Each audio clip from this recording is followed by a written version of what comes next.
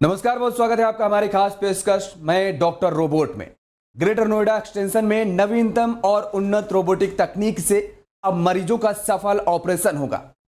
अब आप सोच रहे होंगे कि यह हम क्या कह रहे हैं, लेकिन यह पूरी तरह से सच है और कई देशों में फिलहाल इसी रोबोट के जरिए डॉक्टर ऑपरेशन भी करते हैं।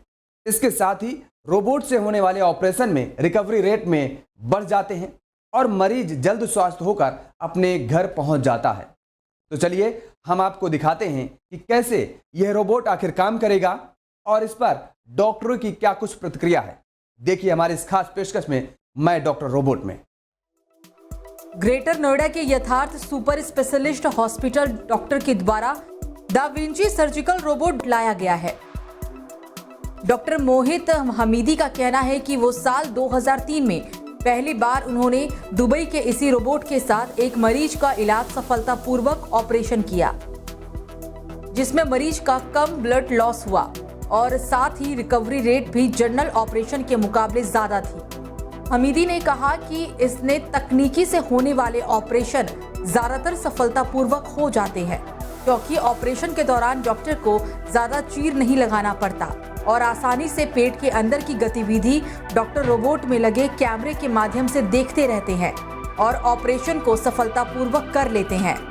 डॉक्टर हमीदी ने कहा कि तकनीकों से मरीज का इलाज आसानी से किया जा सकता है और साथ ही समय के साथ हम मरीजों को सर्वोत्तम श्रेणी का उपचार प्रदान करने और विश्व स्तरीय चिकित्सा में नए मानक स्थापित करने के लिए नई तकनीकों को एकीकृत करते हैं।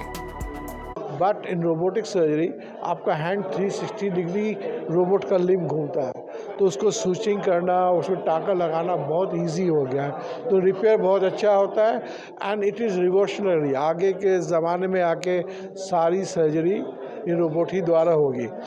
And it is not robot, it is the man who is sitting behind the machine is more important. He should know how to handle the robot. He should have perfect training for it.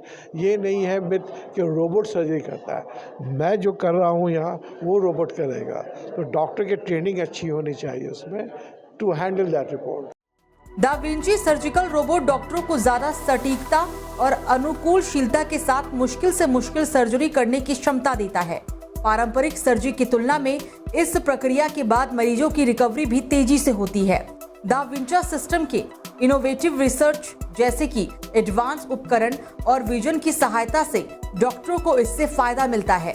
वो पूरे control और सटीकता के साथ surgery कर पाते हैं। The VC robot का उपयोग नवीनतम व बेहतर उपचार करने के लिए उपयोग करेगा। ये रोबोट द्वारा न केवल जनरल सर्जरी बल्कि गैस्ट्रो साइंस, गायनेकोलॉजी, यूरोलॉजी जैसी सुपर स्पेशलिस्ट जैसी जटिल सर्जरियां भी आसानी से की जा सकती हैं।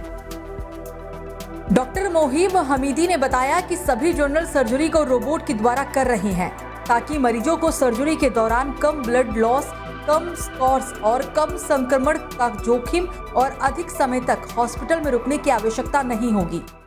दूरबीन डालते हैं, वैसे इसमें छेद करके इसका एक आर्म अंदर जाता है, 2 आर्म और अंदर जाता है, उसको हम लोग अपने पैर से कंट्रोल करते हैं इसके कैमरा को।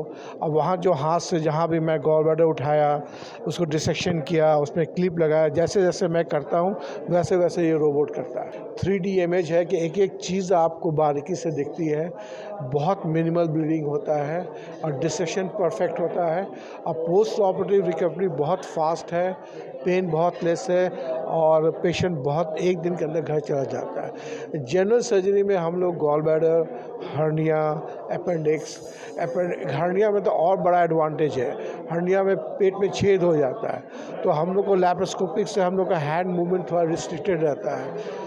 रीनल साइंसेज और किडनी ट्रांसप्लांट के डॉक्टर दुष्यंत नादर ने कहा कि वो रोबोट के द्वारा किडनी ट्रांसप्लांट जैसी बड़ी सर्जरी कम से कम समय में कर सही इलाज दे पा रही हैं और रिजल्ट भी बहुत बेहतर है।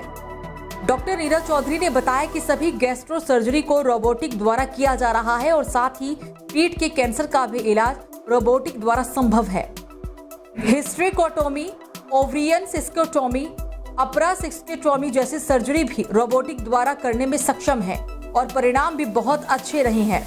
मरीजों की प्रोस्टेट कैंसर से लेकर अन्य यूरोलॉजी सर्जरी को भी रोबोट के द्वारा कर रही हैं। जिससे मरीजों को सर्जरी के दौरान कम दर्द और अधिक समय तक बेड रेस्ट की आवश्यकता नहीं होगी।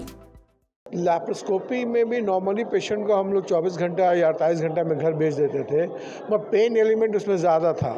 अब बिकॉज इमेज उतना अच्छा नहीं था, 3D इमेज 2D इमेज रहता था, मगर 3D में एडवांटेज ये है कि इमेज बहुत अच्छा है, ब्लड लॉस बहुत कम होता है। अब सबसे बड़ी बात है कि पोस्ट ऑपरेटिव पेन नहीं होता है पेशेंट को।